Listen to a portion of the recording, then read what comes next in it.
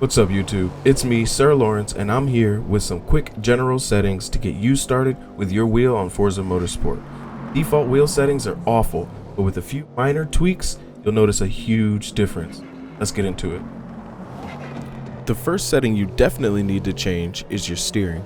This should be set to simulation because it will allow you to have a heavier, more responsive feel, whereas normal is more light and arcadey, better suited for controller. Other settings here are completely up to your personal preference.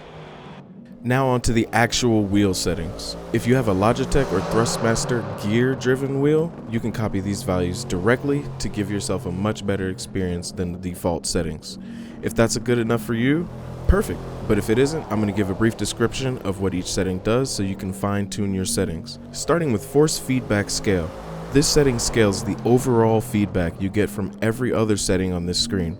The default value is fine. If anything, lower it to have a lighter wheel feel. Mechanical trail is related to the loss of grip feeling from your suspension and how sharp the trail off is. On Logitech wheels, this setting should be set to about 90 so that the feeling is more prominent. Pneumatic trail is very similar, except it's related to the loss of grip from your tires.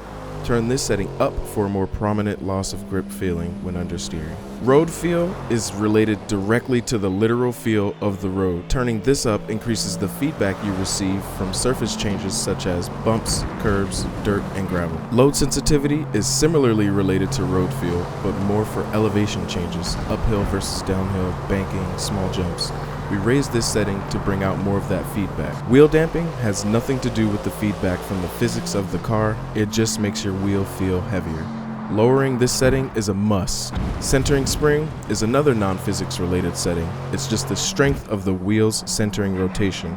0 will turn it off completely, a low value will have a low centering spring strength. Dynamic damper is directly related to the wheel damping setting, controlling the strength of the dampening effect.